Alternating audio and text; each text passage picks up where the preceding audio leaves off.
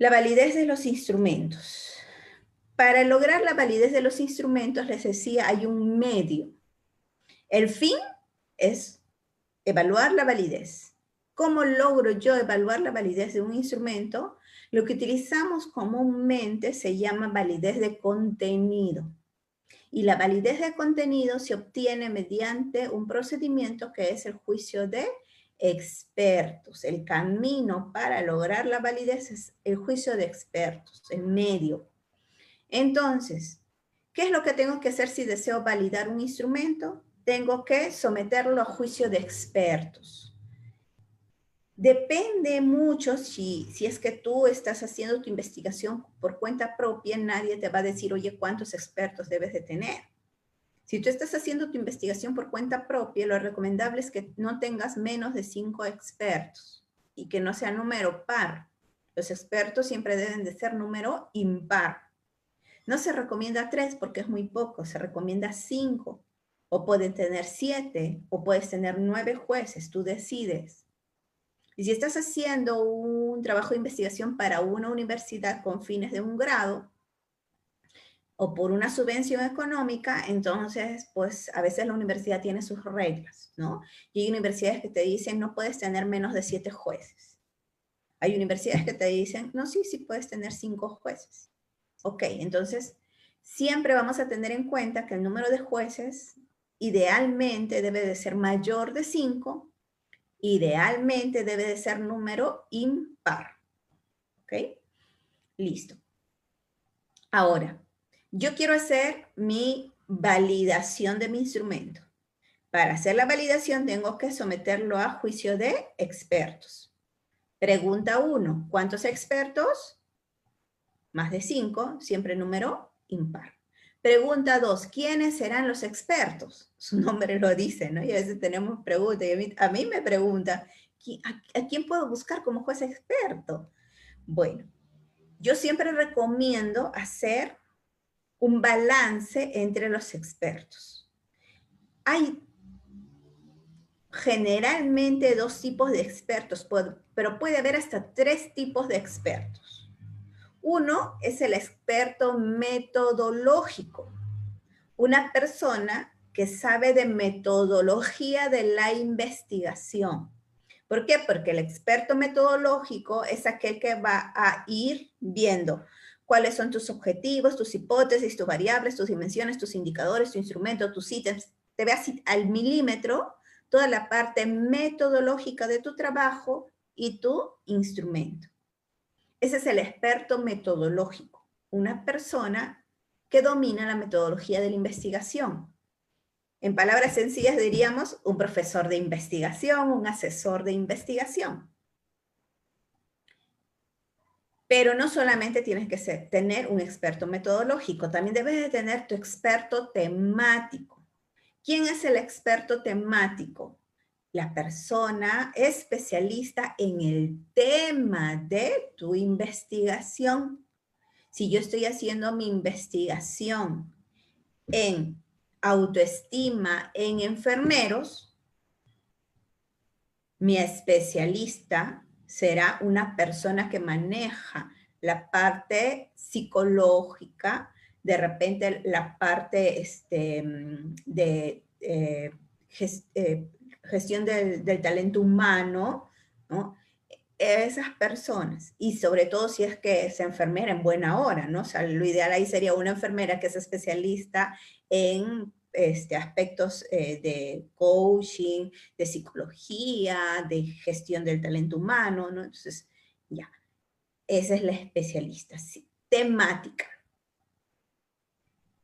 Y también se recomienda que en medida de lo posible tengamos un tercer especialista, que es el estadista, ¿no? Entonces, y que a veces es lo más difícil de conseguir.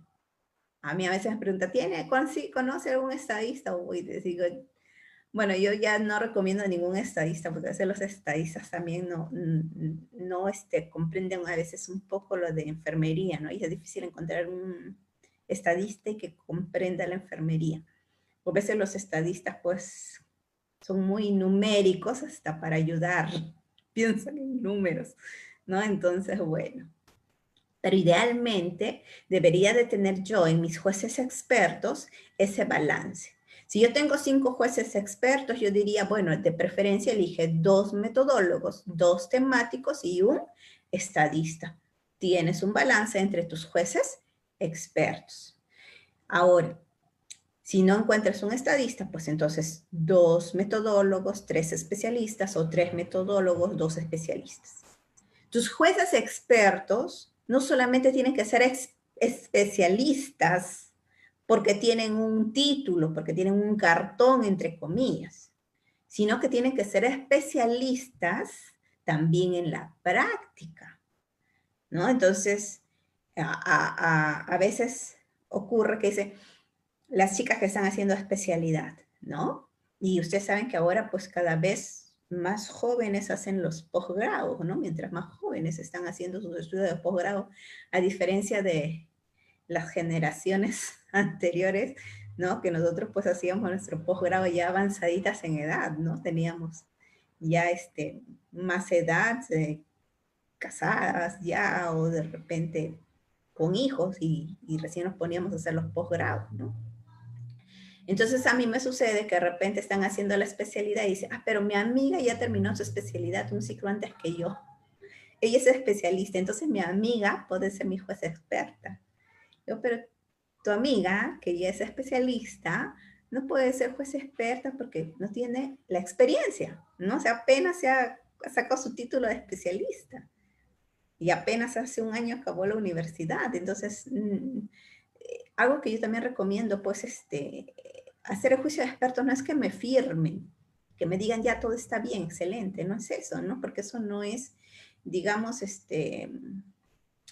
no solamente ético, sino no se acerca a la verdad, ¿no? Y un investigador lo que quiere, pues, yo siempre digo, el investigador tiene mente abierta y tiene que aceptar las críticas y tiene que buscar la mejora de su trabajo, porque mientras que más lo corrija, tu trabajo va a tener más calidad, ¿no? Entonces, debemos de buscar siempre a nuestros especialistas que sean personas que tengan experiencia.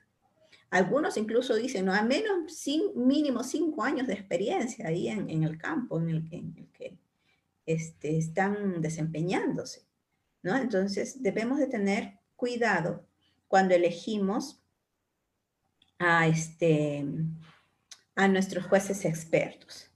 Mari, me estás preguntando sobre los puntajes. Vamos a ver, Mari, las siguientes clases. Es cálculo de puntajes, ¿sí? Hoy día estamos viendo validez y confiabilidad. Hola Silvia, ¿cómo estás, amiga? La siguiente semana vamos a ver cálculo de puntajes, ¿ok? Hoy día estamos viendo solamente validez y confiabilidad. Bueno, entonces, estábamos hablando de los jueces expertos. Pregunta 1, ¿cuántos jueces? Pregunta 2, ¿quiénes son mis jueces? Ya respondimos esas 2 preguntas. Pregunta 3, ¿y qué cosa le doy a mis jueces? ¿Y qué cosa me tienen que dar ellos a mí? ¿No? Entonces, esa es la pregunta número 3. Entonces, ¿qué cosa es lo que tú les tienes que dar a tus jueces cuando vas a hacer un juicio de expertos? La formalidad nos dice de que debes de enviarle siempre una carta solicitándole que sea tu juez experto. Formalidad. Y de repente hay muchas personas que no están acostumbradas a la formalidad. Y yo les digo, las personas que investigan son muy formales. Hay que tener el respeto por la formalidad de las personas que investigan. Las personas que investigan son formales, ¿por qué? Porque todo el tiempo están pegadas a la regla, ¿no? O sea, si yo hago algo, tengo que citar, si yo digo algo, tengo que tener una fuente. Entonces, están muy pegadas a la formalidad. Por eso es que no es adecuado que si tú quieres hacer un juicio de expertos y tu amiga es una, digamos, especialista, sí, la más en la temática, no sé yo, mi amiga es pues la más en cáncer, en oncología, es jefa del servicio de oncología y voy a hacer mi tesis sobre pacientes oncológicos, le voy a decir a ella que sea mi juez experta, por más que sea tu amiga, ¿no? Amiga, lléname por favor mi juicio de expertos. No, siempre hay que guardar las normas, el respeto, ¿no? Entonces, a un juez experto siempre le tienes que presentar una carta de solicitud pidiéndole que sea tu juez experto. Además de la carta, debes de presentarle al menos un resumen de tu estudio. Generalmente, el resumen va en la forma de matriz de consistencia. Ustedes deben de conocer la matriz de consistencia, ¿verdad? Que es una tabla donde ponemos el título, el problema, los objetivos, las hipótesis, las variables, las dimensiones, los indicadores, algunos aspectos básicos de cuál es el diseño, la población, la muestra, los instrumentos, ¿no? Entonces, esa información básica de tu estudio debe de acompañarlo, porque el juez experto pues tiene que al menos contextualizarse qué cosa es lo que estás investigando. Tiene que conocer tu trabajo, pero tampoco le vas a dar tu trabajo de 100 páginas, porque el juez experto no se va a leer las 100 páginas, ¿no? Entonces, él solamente necesita ver así, digamos, la esencia de tu estudio de investigación. ¿Y dónde está la esencia? Está en la matriz de consistencia. Entonces puedes presentarle tu matriz de consistencia. Algunos le presentan el cuadro de operacionalización de variables. También puede ir, pero yo siempre apunto más hacia la matriz de consistencia porque tiene más información, a diferencia del cuadro de operacionalización que solo se centra en variables, dimensiones, indicadores. Y si presenta los dos, ya los dos. Bueno. Entonces, al juez experto le presentas una carta formal, información de tu trabajo, que puede ser la matriz de consistencia, le presentas el formato de juez expertos, que es el que están viendo en la pantalla. Este es un modelo de formato. Yo les voy a presentar hoy día 2 modelos. ¿Ya? Este es un modelo más sencillito. Entonces alguno dice, oye, ¿cómo me evalúa mi juez experto? Es un formato. Mucho cuidado para quienes...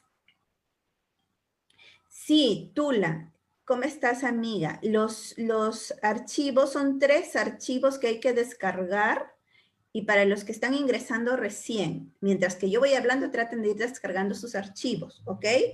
Todos los del Zoom supongo que no tienen problemas porque el Zoom estaba lleno y ya no he ingresado a nadie más, creo. Los del Zoom, en el chat del Zoom están los materiales que van a descargar en un link. Y quienes están en el Facebook, en la parte final de los comentarios, en el último comentario, está el logotipo del Consejo Regional 3, dice Consejo Regional 3, hay una sirena roja y dice ver más. Cuando tú le das un clic al ver más, voy a darle un clic para estar segura, sí. Cuando le das un clic al ver más, aparecen unas letras azules. HTTPS y algunas letritas. Tú le das un clic ahí y descargas el material. Son 3 archivos. Saludos para Tamaulipas, México. Siempre también nos siguen nuestros amigos de México. Sí, Mercedes. Tenemos que tener un experto metodológico, un balance, ¿no? Le decía entre los expertos, el metodológico, el especialista y idealmente un estadista. ¿Ya? Muy bien. Entonces, al experto le presentas la carta, la información de tu investigación, que puede ser a través de la matriz de consistencia, le presentas el formato de juez de expertos, y ahí me había quedado, en el formato de juez de expertos. Los temas realizados, todos los temas están en la página web del Consejo y en el Facebook del Consejo. Eso me han estado preguntando varias personas. Y yo les decía, entra al Facebook del Consejo, busca la fecha, la publicación del día viernes, y ahí están todos los videos. Toditos están ahí. Entonces, si tú estás haciendo tu trabajo de investigación para una universidad, generalmente cada universidad maneja su propio formato para juicio de expertos. ¿Ok? Y a veces estos formatos varían entre una universidad y otra. Entonces yo te sugiero que si estás haciendo un trabajo de investigación para una universidad, lo que tienes que hacer es, primero, busca la guía de esta universidad, pregunta si hay un formato de juicio de expertos que maneje la universidad, que sea propio de esa universidad. Ahora, si la universidad no tiene un formato de juicio de expertos y te deja tu libre albedrío y te dice, no, tú utiliza el formato que a ti mejor te parezca, bueno, yo aquí te estoy compartiendo dos modelos. Este es el primero de formatos de juicio de expertos. ¿Ok? Este que estamos viendo es el modelo más simple de formato de juicio de expertos. ¿Qué se hace en este formato? Tú ves de que hay, bueno, los datos generales, ¿no? El título, generalmente ahí incluyes el nombre del juez, tu nombre, y lo que se busca es que tú coloques todos los ítems de tu instrumento, solo las preguntas de tu instrumento, sea cuestionario, sea escala Likert, sea un checklist, las preguntas, no las alternativas, solo las preguntas. Y el formato tiene dos opciones para que el juez experto te marque sí o no. Entonces el juez experto lee cada una de las preguntas y te dice, a mí me parece que esta pregunta sí es válida, esta sí es válida, esta sí es válida, esta no es válida, esta tampoco es válida, pero te coloca ahí las observaciones y te dice, mira, tienes que cambiarla, tienes que eliminarla, es muy ambigua, es muy general, no se entiende lo que quieres, lo que dices, ese término no es el adecuado. Bueno, te hará ahí alguna observación, alguna recomendación para que mejores tu instrumento. Entonces, la idea es que aquí figuren todos tus ítems. Ay, perdón, se me pasó. Ya. Todos los ítems de tu instrumento para que el juez responda si para él ese ítem es válido o no es válido. Entonces, solamente tiene dos opciones, sí y no. Obviamente, lo que toda persona quiere, yo sí les decía de que adjuntas tu matriz de consistencia y si deseas también tu cuadro de operacionalización de variables y de los dos en buena hora, ¿sí? Luego, el juez te va a llenar sí o no y te va a colocar observaciones. Y al final el juez firma y te dice si el instrumento es aplicable o no es aplicable o tienes que mejorarlo. La firma, el sello, los datos del juez, eso es lo que le da el valor a este instrumento. Entonces, te lo tienes que llenar. Ahora lo estamos haciendo todo de forma virtual.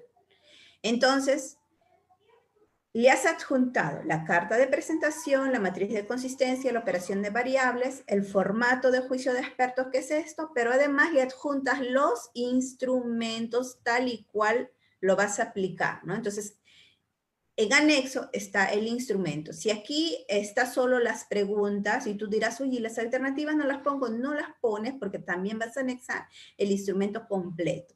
En el instrumento completo ya están las preguntas y las alternativas, todo, ¿no? Y aquí obviamente si mi instrumento empieza con datos generales, edad, sexo, grado de instrucción, estado civil, lugar de residencia, etcétera, esas preguntas no las vas a colocar acá porque esas no miden la variable. Aquí lo único que coloca son las preguntas que miden la variable. ¿Se acuerdan que habíamos visto algunos ejemplos la semana anterior, ¿no? Yo les decía, en los instrumentos primero están los datos generales, edad, sexo, grado de instrucción, etcétera, y luego ya vienen las preguntas del instrumento. Entonces aquí solamente nos preocupamos por las preguntas del instrumento, no por los datos generales, porque los datos generales no miden la variable. Y la validación significa el instrumento mide lo que se desea medir, entonces no tiene caso que aquí coloques los datos generales. Este es un modelo de juicio de expertos. No se ven, no se pueden ver. ¿Qué cosas no se pueden ver? Sí se puede descargar, hagan clic en el link al final de los comentarios. ¿Saben qué? Ya sé qué es lo que pasa. Miren, en el link que estamos compartiendo hay 3 archivos. Hay 2 Excel y hay una base de datos SPSS. Si tú no tienes instalada en tu máquina el SPSS, no vas a poder abrir el archivo, ¿ok? Entonces ese archivo SPSS solo va a abrir en las máquinas que tienen instalado el programa. Y los 2 Excel sí los van a poder abrir, ¿ya? Entonces de repente eso es lo que está ocurriendo. Bueno, aquí tenemos el otro modelo. Les decía, voy a presentar dos modelos de juicios de expertos. Este es otro formato de juicio de expertos. Ya no es tan simple como en el anterior. En el anterior solo tenía dos columnas, ¿sí? Y no, por cada ítem. En cambio, en este formato, que ya es un poquito más detallado, yo tengo los ítems separados por dimensiones, porque justamente el juez evalúa si cada pregunta está relacionada a su dimensión y a su variable, pero además evalúa tres aspectos de la validez: pertinencia, relevancia y claridad. Incluso hay otros formatos que no solamente tienen pertinencia, relevancia y claridad, sino que también tienen suficiencia, ¿no? Con 4 columnas acá. Entonces, sea que tenga 3 columnas, 4 columnas, hay unos que tienen hasta 10 columnas, ¿no? Entonces, bueno, hay de todo. Yo solamente les estoy mostrando dos formatos. El que tiene 2 columnas y este que tiene, evalúa 3 aspectos: pertinencia, relevancia y claridad. Y en pertinencia, relevancia y claridad, pues el juez experto te va a decir si esa pregunta es pertinente en el sentido de que se ajusta a la dimensión. Si esa pregunta es relevante, mide, está de acuerdo a la variable que se desea medir, y si esa pregunta es clara en cuanto a su redacción, entonces te va a decir sí o no en cada uno de ellos. Y entonces, cuando te diga no, pues ya te escribirá ahí algunas sugerencias. Y como les decía, al final, lo que el juez te coloca además es lo que vemos en la parte final, ¿no? Observaciones, y te dice si el instrumento es aplicable, si necesita corregirse o si definitivamente no pasa nada con ese instrumento, ¿no? Y lo importante que pues el juez ahí tiene que colocar sus datos, su firma, etc. Bien, entonces, es un dolor de cabeza cuando uno crea un instrumento, porque pues les decía, es partir de cero. Pero igual, tú haces tu juicio de expertos, vamos a suponer que consultaste con 5 expertos. En Maggi, la matriz de consistencia, Luz, sí está abajo el último comentario donde dice Consejo Regional 3, hay una sirena y dice ver más. Dale un clic ahí a ver más y ahí está en letras azules el link que te lleva a un lugar donde puedes descargar los 3 archivos, ¿ya? Les decía, sí, Ramiro, este modelo de juicio de expertos es un formato estándar, sí. Entonces, la matriz de consistencia es una tabla que les decía, tiene todos los datos de tu trabajo de investigación: tema, problema, objetivos, hipótesis, dimensiones, indicadores, diseño, instrumento, técnicas de recolección de datos, ¿no? Entonces, así todo resumidito está en una tablita. Esa es la matriz de consistencia. Puedes buscar modelos de matriz de consistencia en internet. O en las tesis, en la parte de anexos de tesis, ahí encuentras las matrices de consistencia, ¿ya? Sí, en el foco rojo, el CIRA, exactamente, en el foco rojo está el link para que descargues los 3 archivos que vamos a trabajar el día de hoy. Bueno, entonces, una vez que los 5 jueces te han llenado, ya tú estás cruzando los dedos que te hayan puesto sí, sí, sí en todo. Y muchas veces, pues, a mí cuando me piden que sea juez experto, muchas veces, pues, yo les digo, en la primera, veo el instrumento y les digo, bueno, corrige todo esto y me lo vuelves a enviar, ¿no? Entonces, puedo corregir y corregir hasta que ya yo veo que el instrumento está mejor presentable, entonces ya recién les lleno ese formato, ¿no? Porque yo considero, pues, no llenar el formato para poner no, no, no, no, no. Entonces, yo solamente lleno el formato cuando ya es sí, sí, sí, sí, ¿no? Pero antes de eso ya les he estado corrige, corrige, corrige, hasta que ese instrumento esté más maduro. Bueno, entonces,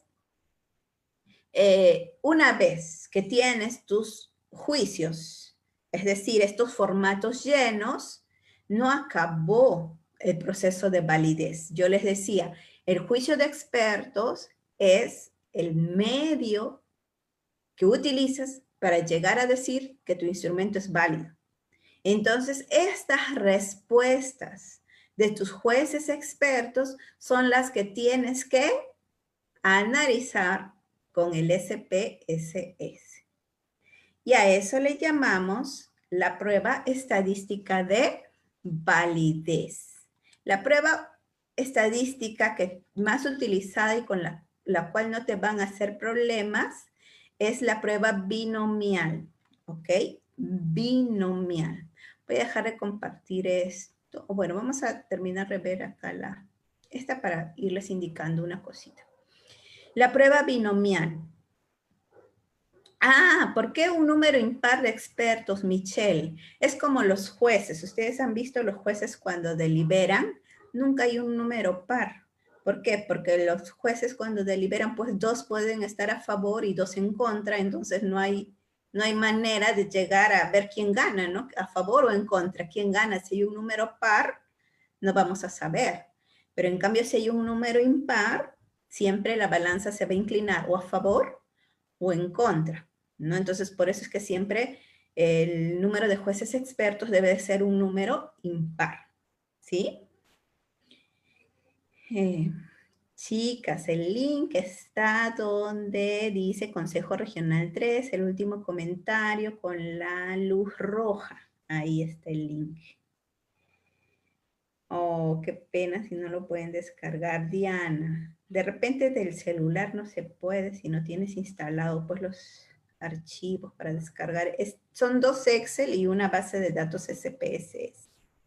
Bueno, entonces ahora vamos a ver la parte estadística, ¿ya? Vamos a imaginarnos de que he utilizado este formato de juicio de expertos.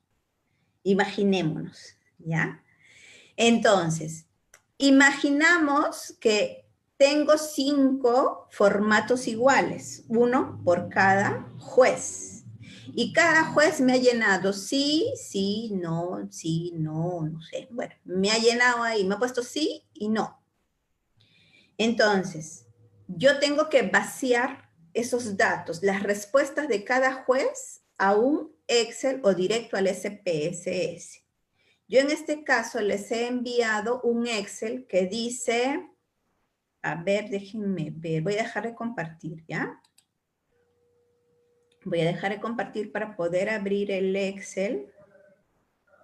Hay un Excel que dice juicio expertos, ¿sí? Ese Excel vamos a trabajar ahorita, juicio expertos. Los que no pueden abrir o que por algún motivo no están en este momento en su máquina, porque varias personas me han comentado de que están de servicio, de turno, etcétera, vean que yo lo hago ahí despacio para que ustedes no se me pierdan, ¿sí? No se preocupen, ustedes, si quieren que repita, repito, no hay problema. ¿Listo? Ya ustedes saben que vamos con paciencia. Listo, a ver, lo he hecho un poquito más grandecito para que se pueda ver. Ya. Este es el Excel que dice juicio expertos, ¿ok? A ver, ¿qué es lo que tú tienes que hacer? Vaciar las respuestas que te han dado tus jueces. ¿Se acuerdan que habían 2 columnas en cada formato de juicio de expertos? Una columna que decía sí y una columna que decía no, ¿cierto? Y tengo 5 jueces expertos. Miren, aquí está juez 1, juez 2, juez 3, juez 4, juez 5. Entonces los jueces los tengo aquí en mis columnas, ¿sí? En las columnas coloco los jueces. Y en las filas coloco pues todos los ítems de mi instrumento. En este ejemplo es un instrumento que tiene 20 preguntas. Entonces se supone que en el formato de juicio de expertos había colocado yo las 20 preguntas y por cada pregunta había una columna que decía sí y una columna que decía no. El juez 1 dijo sí a la pregunta 1, por eso es que le pongo 1. Entonces, a todas las respuestas sí las voy a codificar como 1. Y a todas las respuestas no las voy a codificar como 0.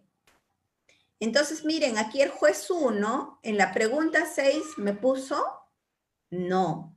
Por eso lo he marcado con 0. En la pregunta 10 también me puso no. Por eso lo he marcado con 0. Pero gracias a Dios, como este juez, así como la profesora Janet me hizo sufrir primero, pero después me puso todo 1, 1, entonces en todo el resto está 1. Y miren, el juez 2 también me habrá hecho sufrir antes, pero ahora ya está todo 1. Y el juez 3 también me ha puesto todo 1, y el juez 4 me ha puesto todo 1, y el juez 5 me ha puesto todo 1, 1. Es decir, para todo me ha puesto sí, sí, sí, sí. Nuevamente les repito, no es que el juez de buena gente te ponga sí. No es que de favor te ponga sí. El juez tiene que corregirte, revisarte, darte sugerencias y tú tienes que ir mejorando y mejorando y mejorando tu instrumento hasta que el juez diga excelente, sí, sí, sí, sí, sí, sí. ¿Pero por qué? Porque ya hemos pasado por el proceso de revisión y corrección y mejora del instrumento. ¿Ok? Entonces, la idea es de que el instrumento se afine, logre mayor calidad para que tus jueces te califiquen con sí, sí, sí.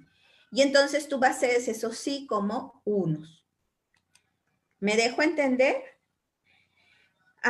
Si el instrumento está validado hace un momento, ya, la próxima los tardones, no le vamos a responder. A ver, les decía hace un momentazo de que yo recomiendo de que las personas que no tienen suficiente experiencia en investigación y mucho menos experiencia en diseñar instrumentos, no se aventuren a hacer instrumentos.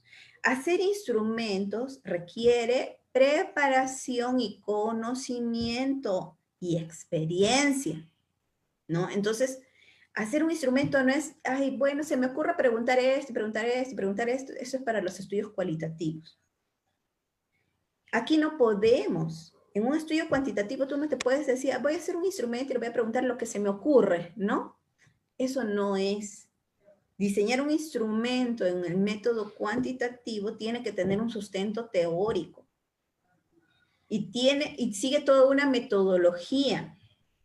Las chicas que llevaron el diplomado, y aquí veo algunas chicas que llevaron diplomado con nosotros el año pasado en el Consejo Regional 3, tuvimos, creo, un par de clases para diseñar instrumentos de recolección de datos, ¿no? Y entonces yo les decía, pues es todo un proceso que hay que seguirse para diseñar instrumentos. Y eso no te lo enseñan en las universidades, ¿no? Entonces nadie tiene en la universidad un curso que diga curso de diseño de instrumentos de recolección de datos, ¿no? Entonces, yo lo que siempre les recomiendo es, quienes todavía no tienen suficiente experiencia, utilicen instrumentos validados.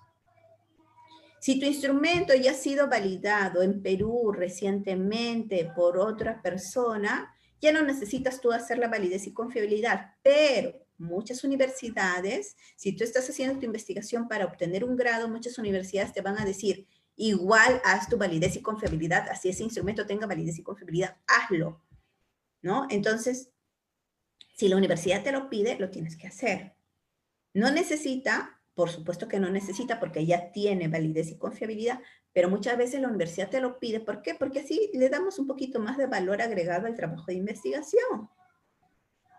Y te entrenas también en hacer validez y confiabilidad, que es el fin de la universidad, que tú aprendas, ¿no?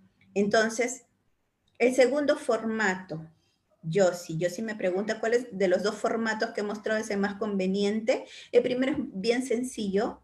Por ejemplo, el primer formato lo pueden utilizar quienes están haciendo la tesis de licenciatura, ¿no? O para bachiller. Ellos pueden utilizar el primer formato. Si tú estás haciendo una tesis de maestría, de especialidad, peor de doctorado, ya utiliza el segundo formato. Si es de doctorado, incluso hay otros formatos, como te decía, que tienen hasta 10 alternativas. ¿Ok? Bueno, entonces, ya me olvidé en qué me quedé. Disculpen, ya me distraje. Estábamos en los instrumentos, ¿no? Entonces yo les decía Traten en lo posible de usar instrumentos validados o lo puedes adaptar. También vi por ahí una pregunta de adaptación. Claro que sí. Puedes adaptar un instrumento que ya existe. ¿Por qué? Porque lo adaptas al idioma, al lugar, a la población de estudio, al contexto, ¿no? Entonces adaptas el instrumento y le haces también la validez y la confiabilidad. Ojo, que éticamente, para utilizar un instrumento validado o hacer la adaptación de un instrumento, siempre hay que pedir la autorización del autor, ¿ok? Es un principio ético que muchas veces obviamos. Entonces, sobre todo cuando hacemos adaptación de instrumentos, ¿no? Al menos escribirle un correíto a los autores del instrumento o al autor del instrumento, diciéndole que por favor te dé el permiso para que hagas la adaptación. No te lo van a negar definitivamente, ¿no? Lo máximo que puede suceder es que no te respondan, pero tú ya enviaste el correo. Bien, entonces les decía, lo que haces es vaciar las respuestas de tus jueces expertos en un Excel. Si todavía no puedes pasarlo directo al SPSS, ¿no? Lo vacías primero en un Excel y de ahí lo pasamos al SPS. Si tú quieres, lo haces directo al SPSS. Bueno, entonces aquí, ¿hay algún problema con esta tablita? ¿Quedó claro la tabla, por favor, para poder pasar al SPSS? ¿Está clara la tabla? ¿Sí? A ver, vamos a ver aquí en el chat. Creo que me están escribiendo. Tengo el chat cerrado. Voy a abrirlo un momentito. ¿Qué dicen acá las chicas? No quiere abrirse el chat.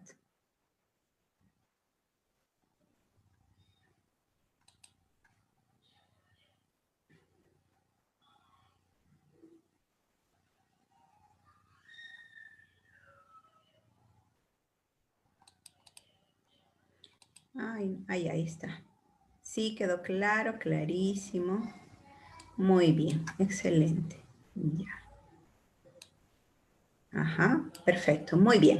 Entonces, seguimos. Una vez, sí, Carmencita, todas las respuestas sí, las marco como 1, las codifico como 1. Y todas las respuestas no, las codifico como 0. Sí, es lo único. El juez 1 está acá, el juez 2, juez 3, juez 4 y juez 5. Y aquí están las respuestas que me dio el juez. Sí y no. Y estas son las preguntas de mi instrumento. En este caso, lo que he hecho es la validación de un instrumento que tiene 20 preguntas con 5 jueces. ¿Ya?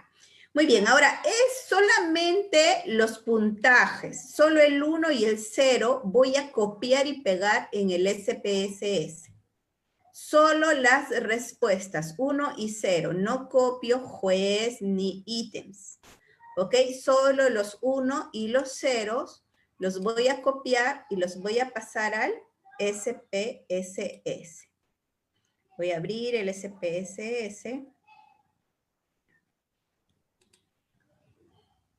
Estoy haciendo así pantalla por pantalla porque después me dicen que ven cosas negras por ahí.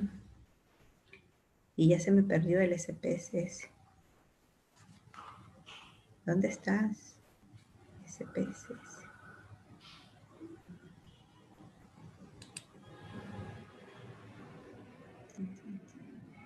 Ah, acá está, ya lo encontré. Listo. A ver. Voy a abrir una base de datos SPSS.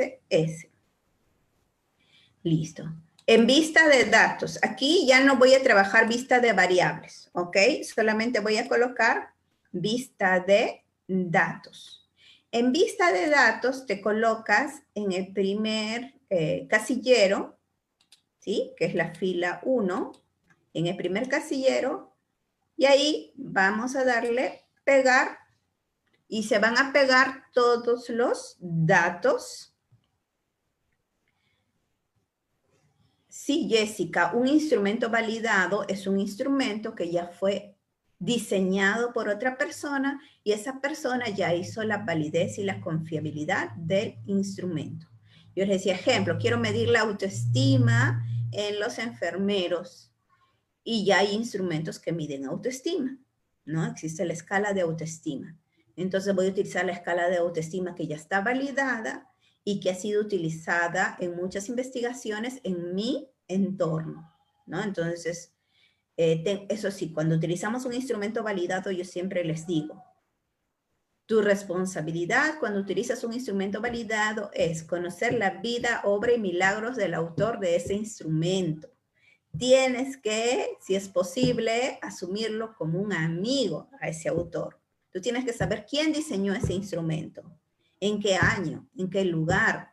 Si ese instrumento, ejemplo, la escala de autoestima fue diseñado originalmente, un ejemplo, en Francia, y que de ahí fue traducido al inglés y validado al inglés, y que después fue traducido al español y validado en España, y que después fue adaptado en Colombia, y que después fue adaptado en Perú, y en esa adaptación peruana ha sido validada y ha sido utilizada en 20 estudios, y la última persona que utilizó ese instrumento adaptado en Perú ha sido Sandra Sánchez, ¿no? Entonces, Sandra Sánchez ha sido una colega que utiliza ese instrumento, adaptado en Perú, lo ha validado o lo ha utilizado así, ya validado.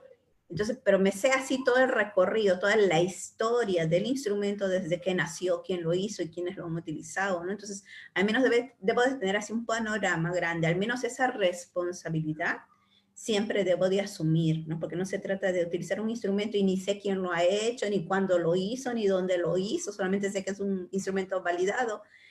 Eso no está bien, pues, ¿no? O sea, el investigador, su nombre lo dice, tiene que investigar todo el origen, historia, vida, obra y milagros del autor del instrumento y toda la historia del instrumento, ¿ya? Sí, hay distintas validaciones, Hilda. Por ejemplo, si hay un instrumento que ha sido diseñado en Estados Unidos y nadie lo ha traducido al español y yo lo quiero validar al español, tengo que hacer la validación del idioma primero, ¿no? Entonces hay que traducirlo y hay que hacer una validación del idioma, que es un proceso donde ya hay más bien los jueces pues son lingüistas, el traductor, el especialista en idioma, ¿no? Me olvidé el nombre, que es el que maneja los tecnicismos, ¿no? Del idioma inglés y del idioma español, y hay que validar al idioma español y volverlo a traducir al idioma inglés y volverlo a validar en el inglés. Es todo un proceso. Si es que es un instrumento que ha sido cambiado al idioma, traducido, ¿no? Esa es la validación del idioma. Ahora, si es un instrumento que está en español, pero que no ha sido diseñado en el Perú, sino que ha sido diseñado en España, en Colombia, en Costa Rica, no sé, entonces lo que tengo que hacer es la validación para el Perú. Aun cuando sea tu pero si no va a cambiar nada, es el mismo idioma, dice lo mismo, sí se entiende, pero igual tienes que hacer la validación para el Perú. Y muchas veces le hacemos también la adaptación, porque de repente por ahí utiliza una palabra, un término que no se entiende mucho acá, y pues esa palabrita la cambias, ¿no? De repente decía las parteras, y aquí yo quiero poner las enfermeras, ¿no? Entonces, una palabra, pero igual se hace el proceso de validación y confiabilidad. Bueno, es una historia larga que ya nos tomaría mucho tiempo hablar. Vamos al grano. Hay muchas cosas sí que yo sé que ustedes quieren saber, pero también nos toma tiempo, ¿ok? Todavía nos queda mucho por aprender esta noche. Así es que vamos avanzando porque si no nos retrasamos. Entonces, estamos en la validación de nuestro instrumento. Ya hice mi juicio de expertos, tengo los resultados de mi juicio de expertos, están aquí en mi base de datos SPSS. ¿Qué prueba debo de aplicar para saber cuál es el resultado de validación? ¿No? Entonces yo nada más no puedo decir, no, pero si todos me han dicho sí, ya está válido. Estadísticamente eso no tiene valor. Entonces hay que darle un valor estadístico. Voy a utilizar una prueba que se llama la prueba binomial, ¿ok? Prueba binomial. Estando en el SPSS, vieron que no tiene nada en vista de variables. No me preocupo por la vista de variables. Solamente estoy en la vista de datos. Voy a darle una opción que es analizar. ¿sí? En analizar.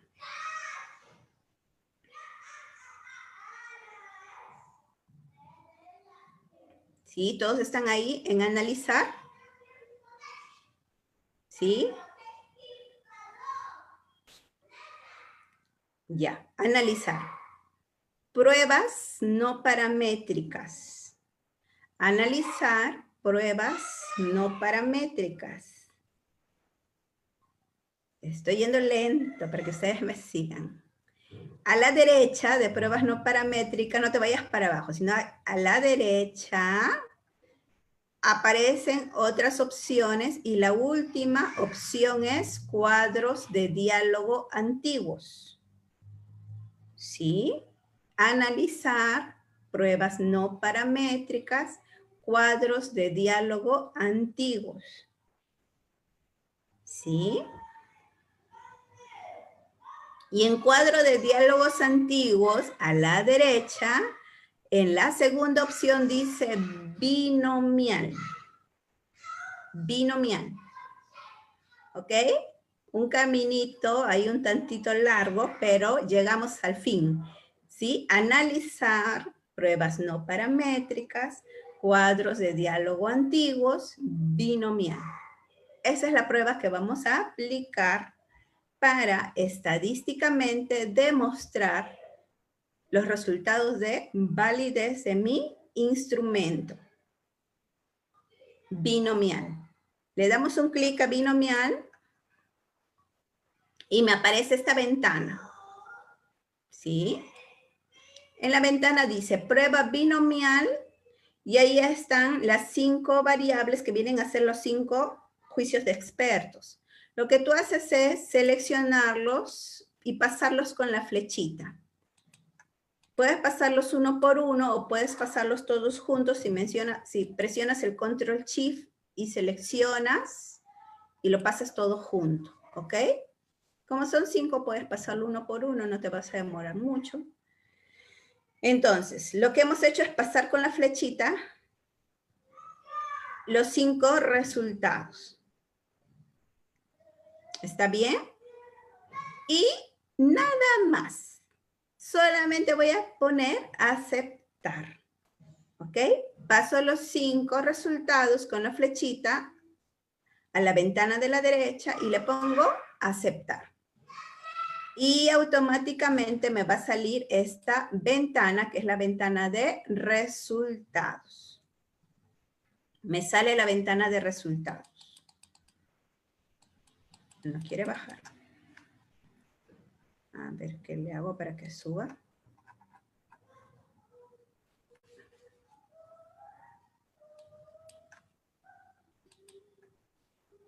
Ya. Voy a quitar un ratito esto. Ya listo, ahora sí. Entonces, ¿vieron ustedes esa ventana de resultados? En la ventana de resultados, me parece que no se está viendo en el Facebook.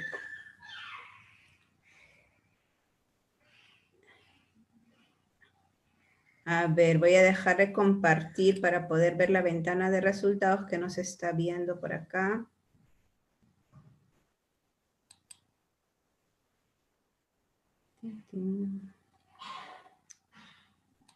Ya.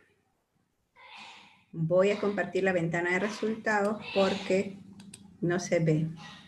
Pero los que están en sus máquinas ya lo ven, ¿verdad?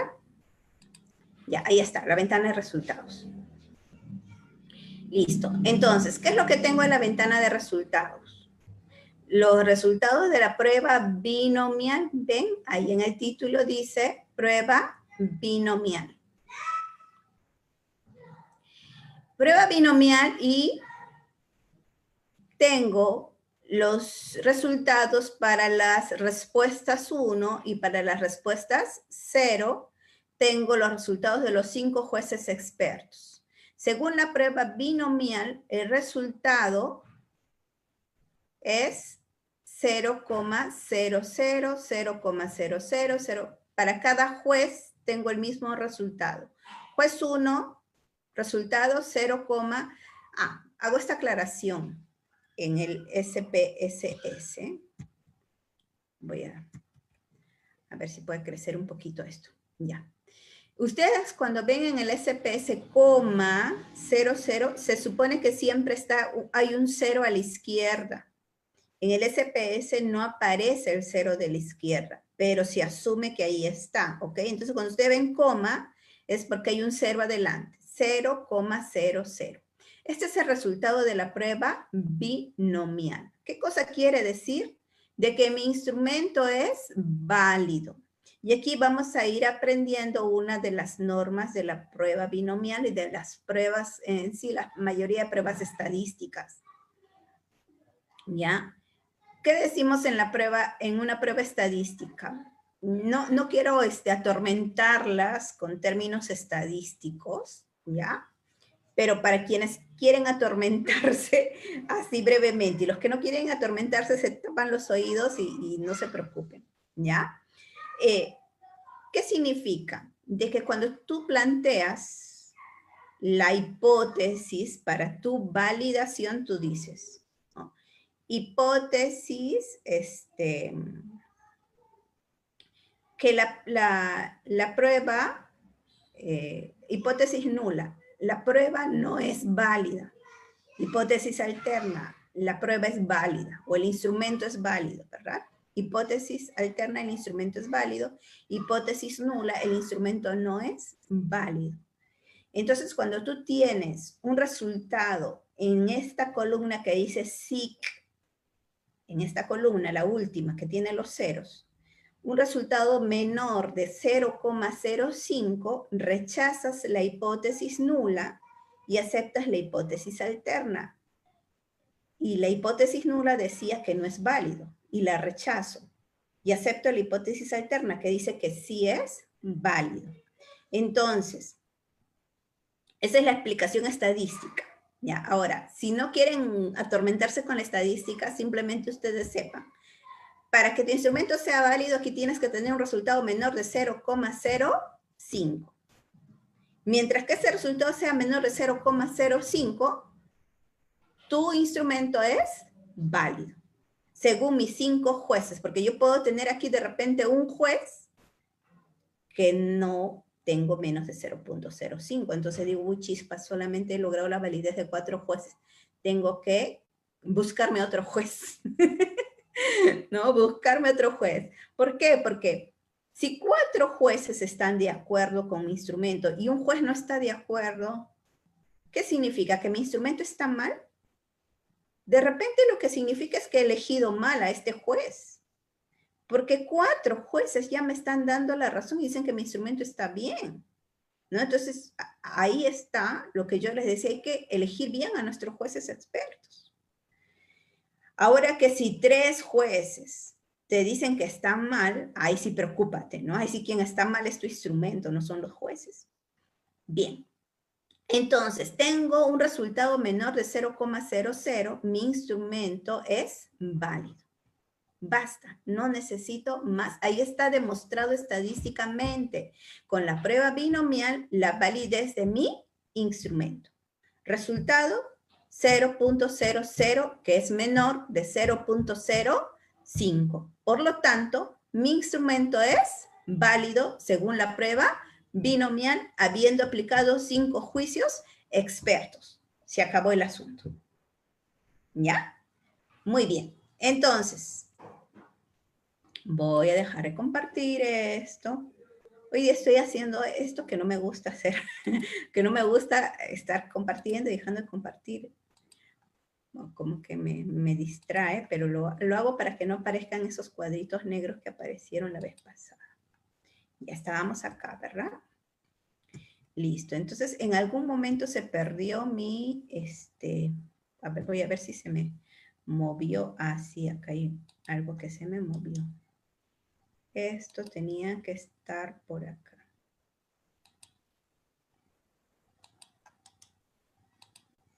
Ya, se me había movido esta lámina. Ya la encontré.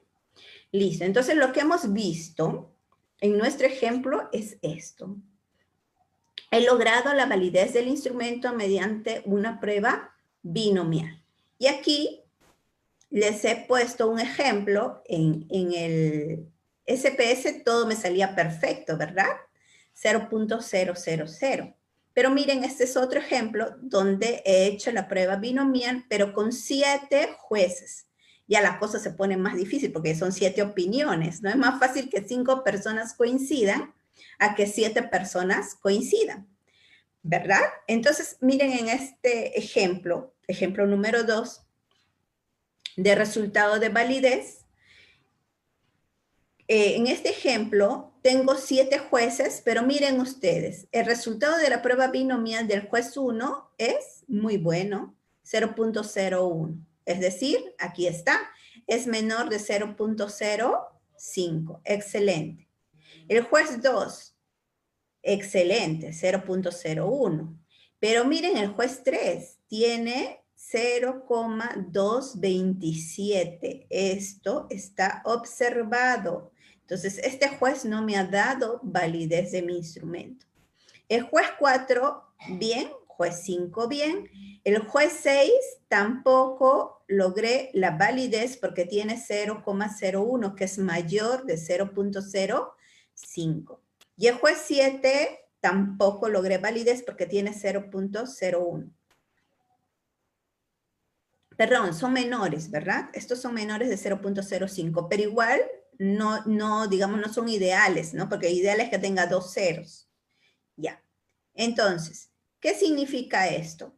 Que no me voy a preocupar porque lo bueno es que tengo 7 jueces. Si tuviese 5 jueces y 2 o 1 no me aprueba, como este de acá, ahí me preocupo. Pero cuando tengo más jueces, tengo más chance. ¿Por qué? Porque si tengo uno que no me aprueba y tengo 2 que a las justas me aprueban raspando, lo que yo hago es promediar. Sumo los 7 resultados, los divido entre 7, y si mi promedio es menor de 0.05, entonces digo que igual el instrumento es válido, ¿no? Entonces, mientras que más jueces tenga, también voy a tener más chance de que el promedio de todos los jueces dé un valor menor a 0.05. Digamos que lo ideal es en el ejemplo que hemos dado en el SPS, ¿no? Que todos me arrojen 0.0000 o 0.01, ¿no? Entonces ya a ojo, así a ojo clínico digo, ya está bien, excelente, ¿no? Me preocupo cuando ya tengo algún resultado adverso como este resultado número 3, el resultado 6 y el 7. En esos casos lo que yo hago es sumo y divido, ¿no? Promedio los resultados. Y mi promedio debe de tener igual, menor de 0.05. ¿Listo? Y ahí terminó nuestro tema de validez con la prueba binomial. Apréndansela, por favor, prueba binomial. ¿Ok? Listo. Terminó la validez y nos vamos ahora a ver la confiabilidad.